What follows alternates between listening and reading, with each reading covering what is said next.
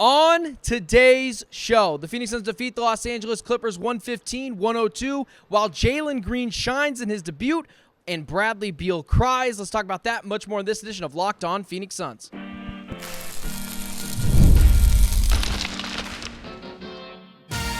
You are Locked On Suns, your daily Phoenix Suns podcast, part of the Locked On Podcast Network, your team every day.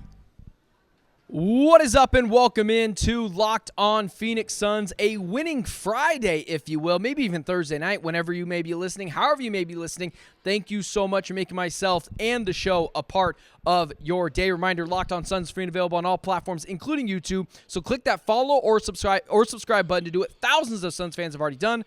Become an everyday and get locked onto the Phoenix Suns right here each and every day. Today's episode is brought to you by the lovely folks over at FanDuel.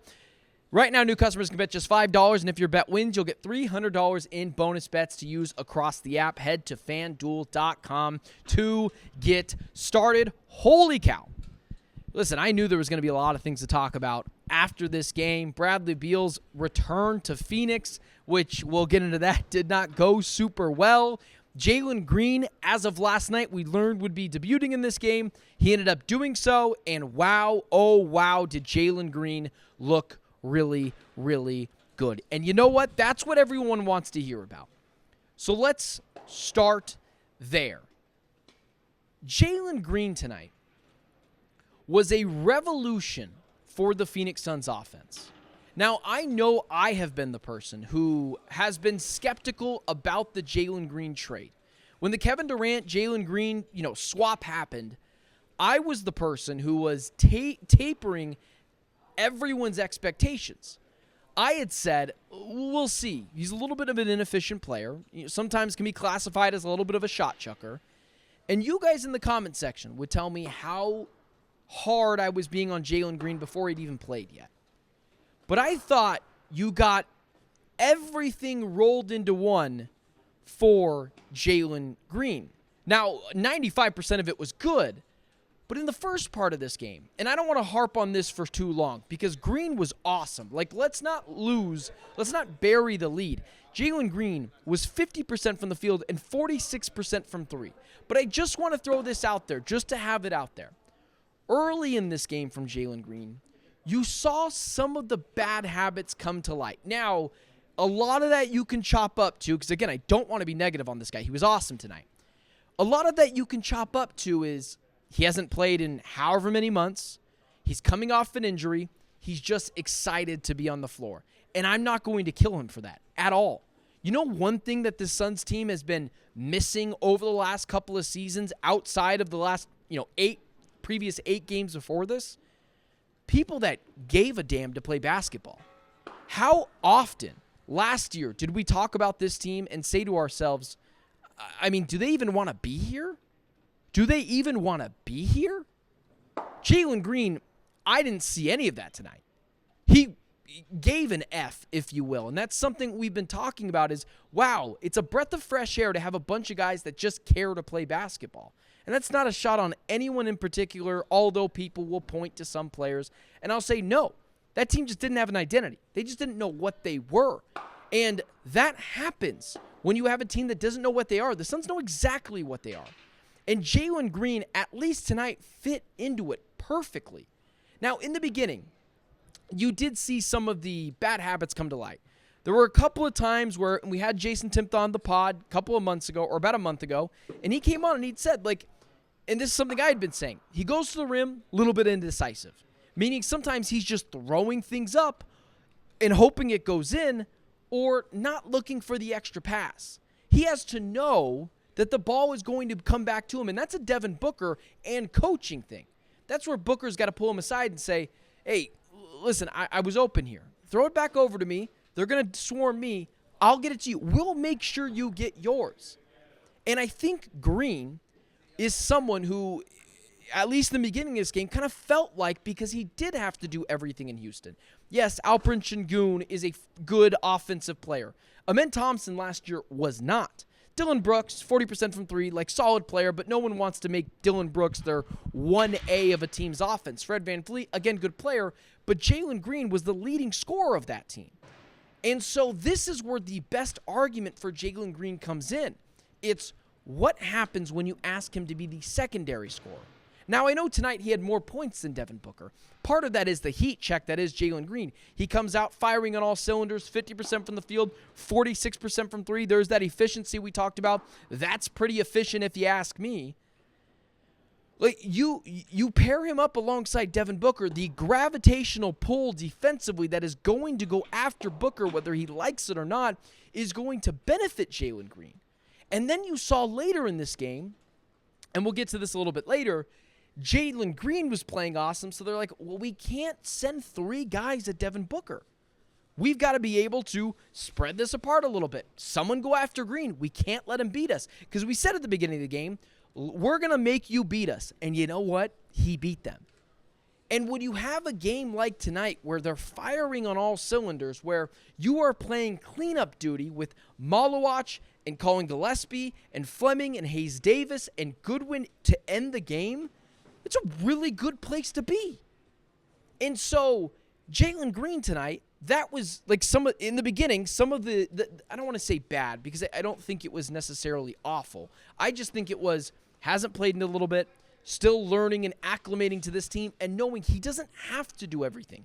The shoulders offensively will be bared by Devin Booker and no one else. No one else is going to get judged as harshly or crucified as much as Devin Booker if this offense doesn't go.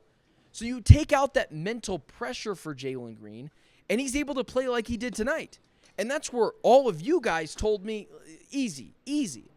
And you guys kind of convinced me of that. You guys had kind of told me, and over the last couple of weeks, I've kind of said to myself, including last night, man, what they're really missing is someone that can come in and relieve the duties from Devin Booker offensively and just kind of cook. It doesn't even need to be in his system. Let him kind of free will it out there, Colin Gillespie style. It's one of the reasons why I love Colin Gillespie coming off the bench. He can come out and just kind of do his own thing. Yeah, they're still running a structure. Yes, they're still running a competent offense, but he has a little bit more free will that you probably wouldn't do in a starting lineup that's so focused on get Devin Booker the ball and everyone else get the hell out of the way.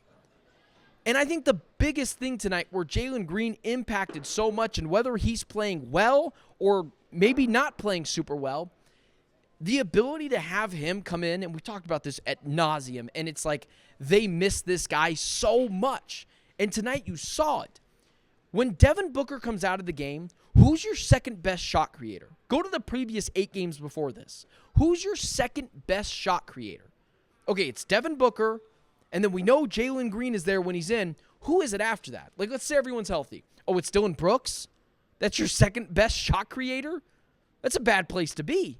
I like Dillon Brooks. Good, wing three-point shooter, corner three-point shooter, toughness, defense. This is not a slight on Dillon Brooks. But I'm not going to sit here and act like he's even as close of a shot creator as Jalen Green is, or anywhere near the shot creator as Devin Booker is. And so you didn't get these super wacky lineups tonight that we've gotten in nights past. Like, normally I'd be killing Jordan Knott for having Jordan Goodwin, Oso, and Nigel Hayes-Davis all in the game together. 3 net negatives offensively, and you're running it out there with Colin Gillespie and Grayson Allen aside them. And you're like, you can't do that. You saw in the first quarter immediately, you were kind of staggering those minutes a little bit. They still had Oso, and I believe it was Jordan Goodwin on the floor, but they also had Devin Booker on the floor. And then if you have Devin Booker on the floor and Colin Gillespie was on the floor as well, and I can't remember who else it was. I don't want to lie, but I'm pretty sure it was Grayson Allen. You're saying to yourself, oh, there's the staggering. There's the staggering of this Phoenix Suns offense. Like, there it is. That is what you needed to see from this team. And, like, that is massive. That is massive for this team offensively.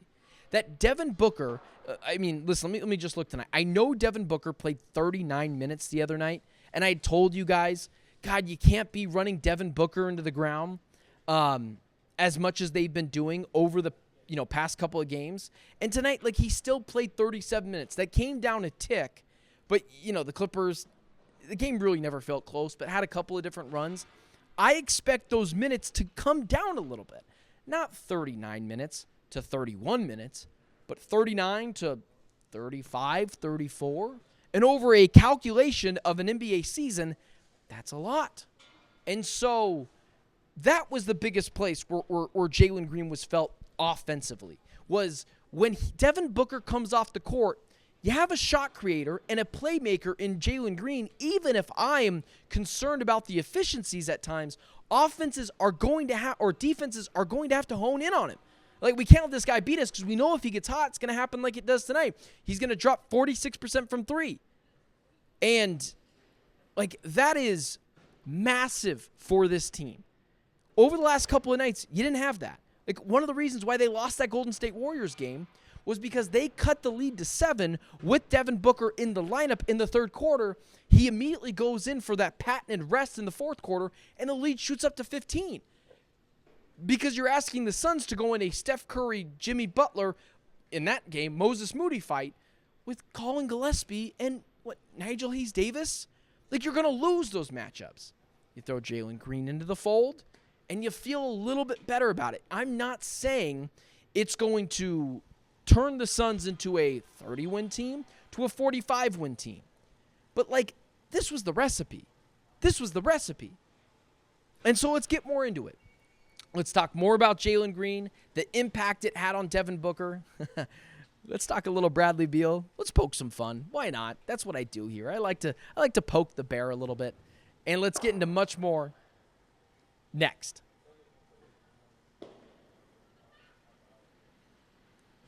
First, today's show is brought to you by the lovely, lovely, lovely folks over at DoorDash. The NBA season is heating up, and DoorDash has found the perfect way to keep fans in their bag all season long. Whether you're watching for the highlights, your fantasy team, or just love your favorite player, DoorDash makes every game night even better. DoorDash is the official on-demand delivery partner of the NBA, and they're celebrating with something called the Bag Drop. Every time an NBA player scores 50 points in a game, DoorDash drops 50% off your order with Dash Pass the next day, and you're automatically entered for a chance to win the ultimate fan bag. We're talking player-inspired drip, exclusive gear, and stuff you'll actually want. DoorDash has you covered for late-night highlights, last-minute watch parties, and double OT fuel ups. So next time someone goes off for 50, use promo code NBA50 the next day to get 50% off on DoorDash with Dash Pass. Plus, your shot at the bag drop.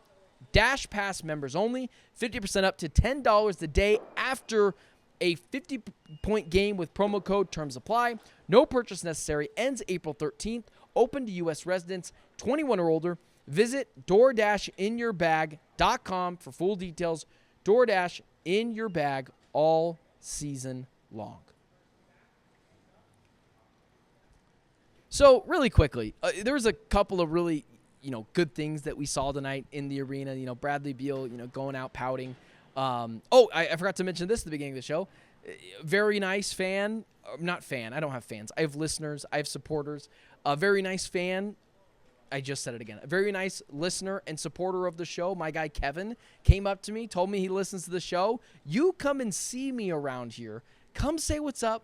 Come say what's good. Let's talk. Let's even, chat it up a little bit. You can tell me why you love me, tell me why you hate me, and we'll shout you out on the pod. So my guy Kevin came up to me, super nice guy, super thankful he listens to the pod, and that shout out to all you guys for continuously making this show and myself being on here possible. So thank you for doing that. Aside from that being awesome, love meeting you guys. The Bradley Beal thing tonight was palpable. I tweeted it out at halftime, and I thought it was kind of funny. I thought it was kind of witty. I said, here is my unfiltered first half analysis of Suns Clippers. Man, do Suns fans hate Bradley Beal. I mean, holy cow, do they hate Bradley Beal. He is, and I'm, obviously still in the arena here. You can see the stuff around me. Every time he touched the ball, he was booed. Every time Bradley Beal, his name was called, they booed him. And it was even kind of more hilarious that when Chris Paul came in the game, there was like a standing ovation for him. And it's like, I guess I just didn't realize, like, my fandom is always kind of, like, I'm obviously a fan of the Suns, but it's kind of taken a little bit of a step back from my broadcasting, career and my opinions. Like, I want to be as unbiased as possible and just come up with the best opinion that I can. I guess I was not as in the loop of how much Suns fans actually hated Bradley Beal. Like, they hate this guy. And I don't blame them. When you make as much money as Bradley Beal has, and you consistently poke at the fan base like you did last year, this is the treatment you're going to get. And for better or for worse, that's what it is. Also, hilarious when he hit his second basket of the night and he shushed the crowd and then went on to miss like the next 12 buckets. I'm like, all right, man, victory lap it, I guess. But like my last Bradley Beal take, and then we never have to talk to him again, is he the epitome of good stats or good stats, bad team player? Like, he was awesome with the Wizards. He was an all-NBA player.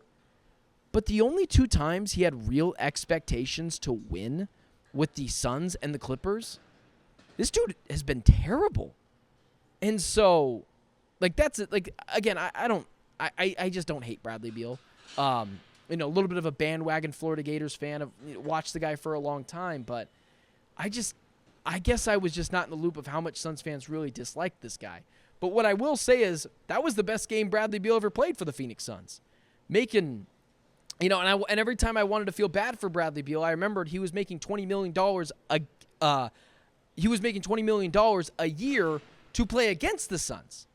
And that might have been the best game he's ever contributed to a Suns fan. So I just didn't know Suns fans had that sort of disdain for Bradley Beal, but it was palpable tonight. You guys let him hear it, and it got in his head, and he never recovered. And it was very hilarious to see him shush the crowd and then miss like the next 12 buckets. That was very funny. So score one for Suns fans, I guess. Here's the other stuff. Back to more Suns-related things. This, again, like, we're still searching for the perfect Phoenix Suns win. The perfect Phoenix Suns win. Tonight as well. In the first half, it was a little murky. It was a bit of a bar fight. And I don't know if this was, like, this was close. Like, this was very close to the perfect Phoenix Suns win.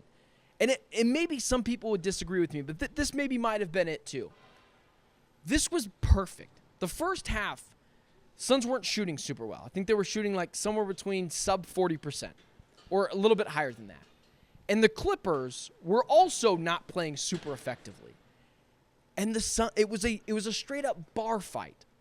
But I think still, and maybe I have to change my mind with this, is that maybe this is the perfect Phoenix Suns win. Maybe this is what you're going to get from Jalen Green and Devin Booker mostly consistently. And then on the defensive side of the floor, you're still going to be able to be suffocating. Maybe that's what it is. But I still think the perfect Phoenix Suns win is Booker and Green get theirs. And it's pretty much just them with little spurts of other players playing well. And then defensively, you're just suffocating to the point of attack. I don't know if I can continue to tell you this team's going to blow out teams by 20-plus points in the middle of the third quarter. Maybe they are. And here's a statistic for you that I was saying over here with the media. Over the last week, 6 days actually since this Suns game, the Suns have been up 20-plus points on 3 separate occasions. The Jazz, the Spurs, and now the Clippers. And at any point in the game, they were up 20-plus points. So I keep telling you guys, I'm looking for the perfect Phoenix Suns win. Hell, maybe this is it. Maybe I was wrong. Maybe the Suns are this good offensively on a night-in, night-out basis. I didn't think they'd be doing that. So maybe I'm wrong, and I'll have to adjust it accordingly. Maybe this is the perfect Phoenix Suns win. But I still kind of think this is a team that's going to be predicated on Devin Booker, Jalen Green, Grayson Allen, and Dillon Brooks hitting their threes when Dillon Brooks obviously comes back. And a lot of defense. And here's the other thing defensively that I have to mention. If you get down 15 points to this Suns team, good effing luck coming back. Good effing luck. How are you going to be able to bar fight your way coming back down 20-plus points like the Clippers were tonight? How are you going to do that against this team? The one thing that travels all the time is defense. Second half, third half, third quarter, third half. On the road, neutral site, whatever, playoffs, defense is always going to travel. Defense is always going to rear its head. You can't have the only way you have an off night defensively is if you're just being lazy. Like, you can have an off night shooting, that happens. But you be a good team defensively, it's just kind of hard to have an off night. You get down 20-plus points this team, good effing luck getting back in the game. Good freaking luck getting back into the game. Because I know Jalen Green was awesome tonight, and I know Devin Booker was awesome tonight. But you let those two guys get rolling alongside, a timely Grayson Allen 3 or Royce O'Neal, who's still been pretty good all year long, and you have to dig yourself out of a hole against this team who is as good defensively as they are. Good freaking luck. Like, good freaking luck. It's why the identity of this team is going to stay on the defensive side of the ball. It's going to continue to stay that way, no matter what they do offensively.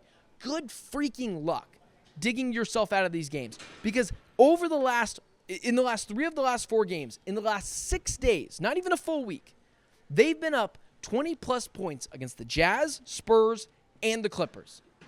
None of those teams found a way to even make it close or make you think, do the Suns not have this?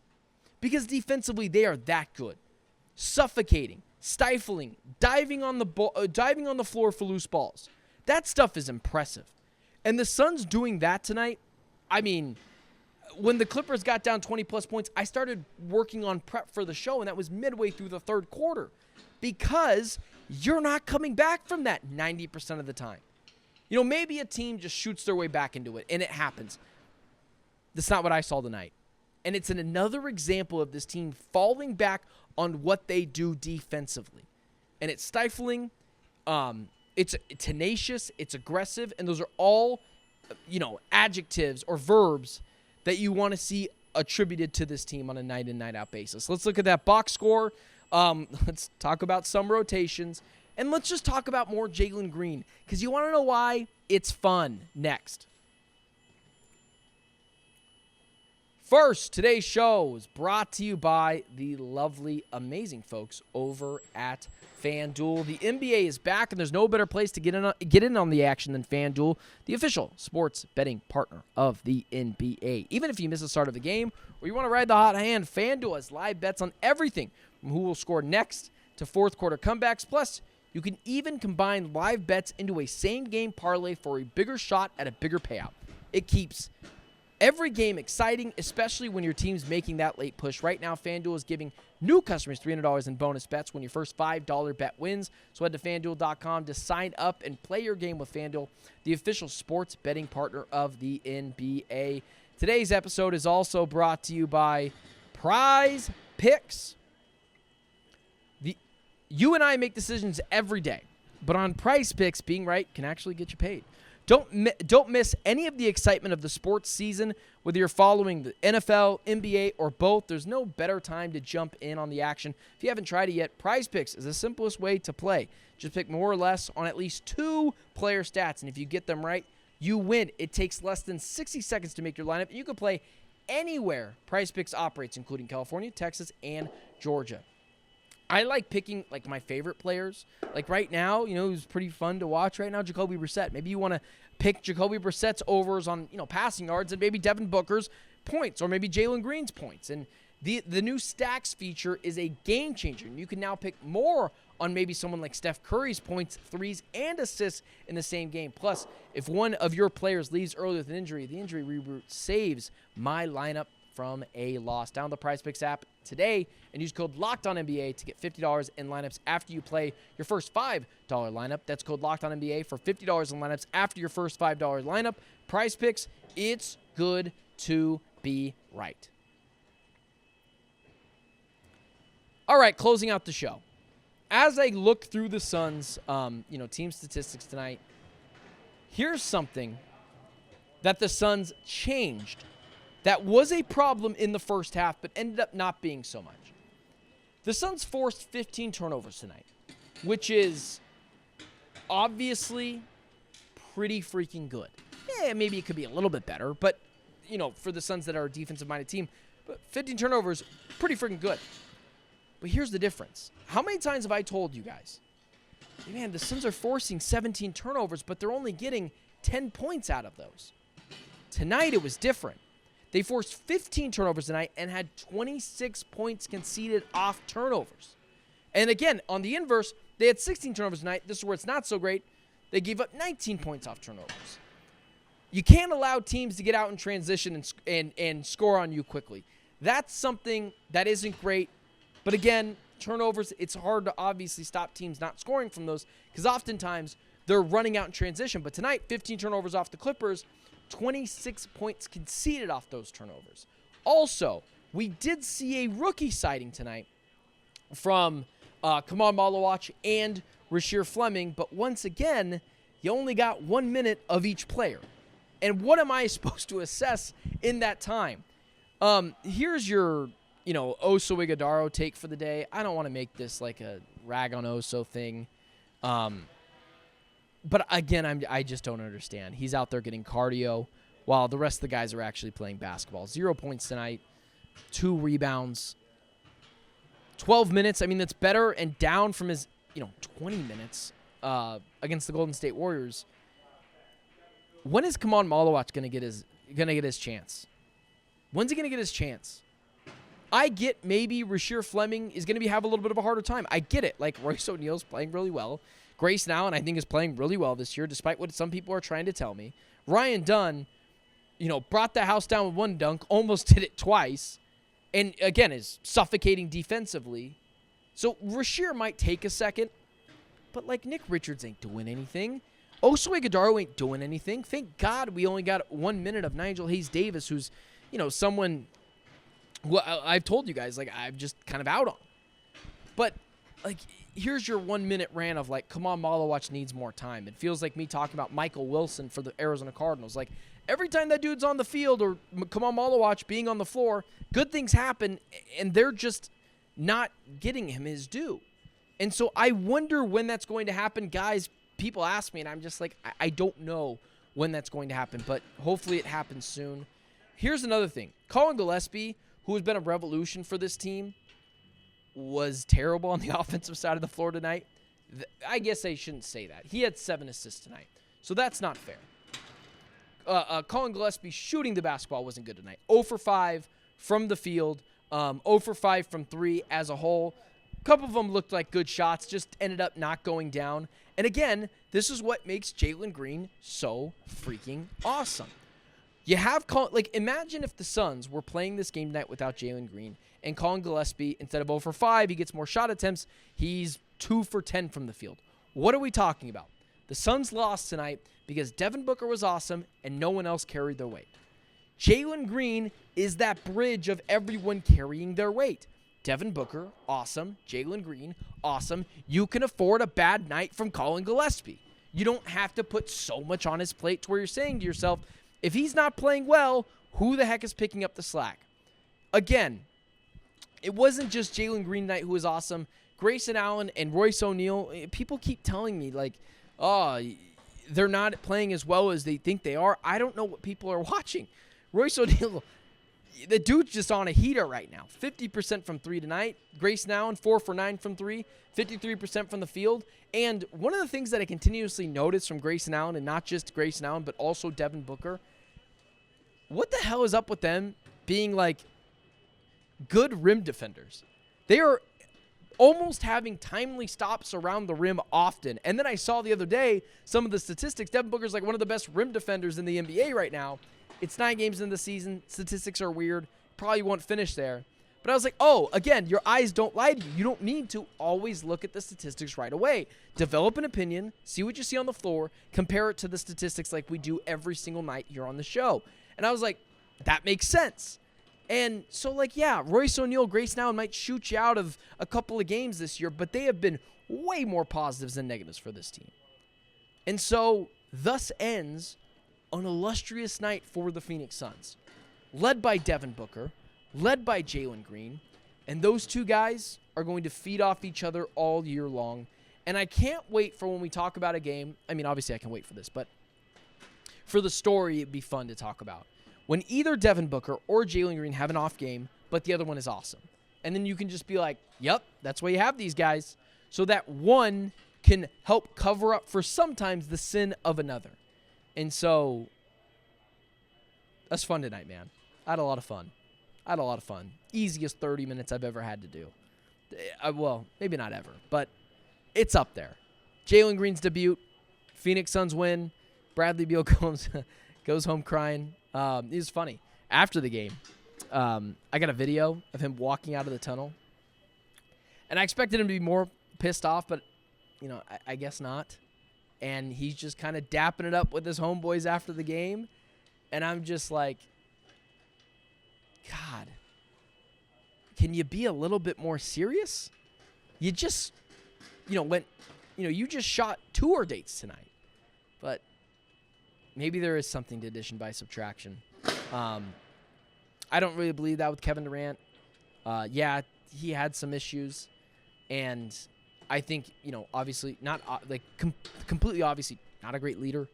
But, he's a top 10 basketball player of all time. It's hard for me to say addition by subtraction there because he's awesome and he's still being awesome with the Rockets, even though, him and I have gotten to some spiels before.